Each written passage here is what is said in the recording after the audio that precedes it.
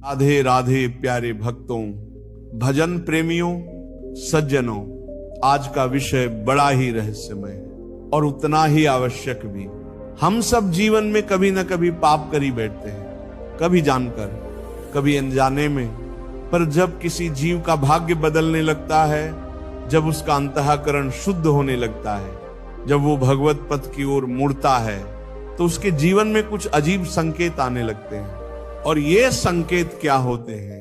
ये संकेत इस बात के प्रमाण होते हैं कि अब उसके सारे पाप नष्ट होने लगे हैं। हाँ बच्चा, जब पाप नष्ट होते हैं तो केवल सुख नहीं मिलता, बल्कि पहले दुख आते हैं, आएंगे ही, और यही साधारण मनुष्य घबरा जाता है। अब मैं तुम्हें वो संकेत बताता हूं जो किसी के जीवन में तभी आते हैं जब भगवान उसकी सफाई शुरू करते हैं।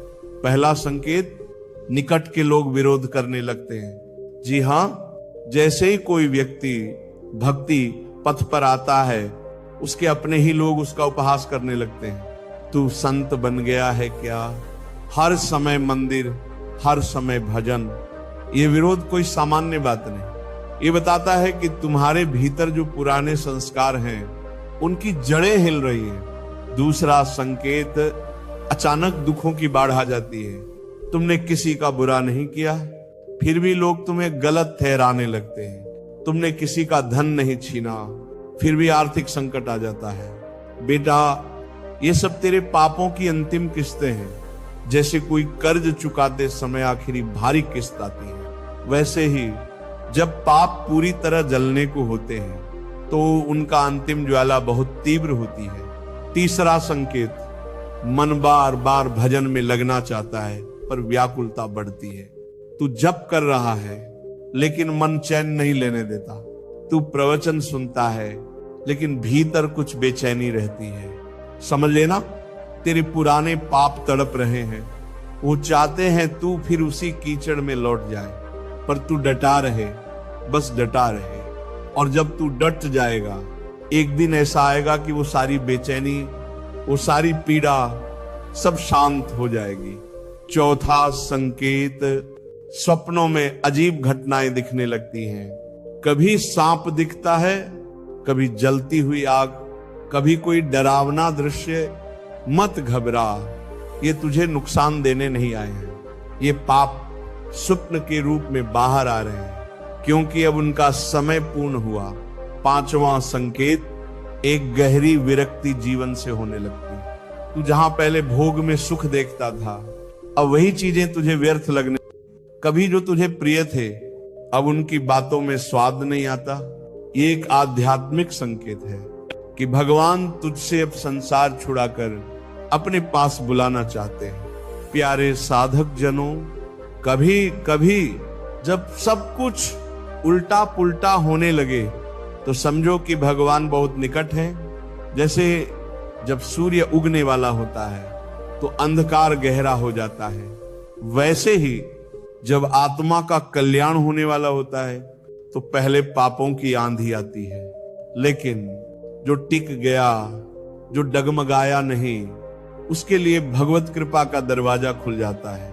अब प्रश्न ये है, इन संकेतों के आने पर हमें क्या करना चाहिए?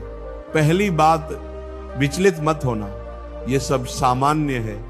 दूसरी बात, हर दिन नियम से नाम जप करना है। जिसे तुम साधारण नाम समझते हो, वही नाम पापों को भस्म करता है। गायत्री मंत्र नहीं, कोई यंत्र नहीं, बल्कि भगवान का सीधा नाम, राम, कृष्ण, राधे, नारायण, ये वो अग्नि है जिसमें जीवन भर के पाप जल सकते हैं। तीसरी बात, गुरु कृपा से जुड़े रहो।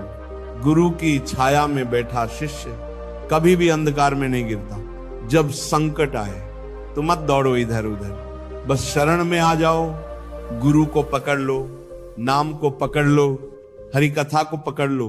भक्तों, पापों का जलना सुखद नहीं होता, पर आवश्यक होता है, क्योंकि बिना पापों के विनाश के प्रभु दर्शन संभव नहीं। जैसे बिना मैल उतारे कपड़ा शुद्ध नहीं होता, वैसे ही बिना पापों के जले आत्मा निर्मल नहीं होती। इसलिए अगर तुम्हारे जीवन में ये संकेत आने लगे हैं तो आनंद मनाओ, मत घबराओ, मत रुक जाओ। समझो, भगवान तुम्हारे निकट है। पापों के अंधकार के बाद ही प्रेम का प्रकाश प्रकट होता है। तो चलो, अब से जब भी कष्ट आए तो रोना मत, बल्कि कहना, प्रभु धन्यवाद, आपने मेरे पाप जलाए, अब मुझे अपने प्रेम में लीन कर लो। भजन प्रेमियों, इस संसार का प्रत्येक कष्ट हमें भगवान के और करीब लाने के लिए आता है। तू बस डटा रह, नाम जपता रह और देख कैसे प्रभु तुझ पर कृपा करते हैं। राधे राधे।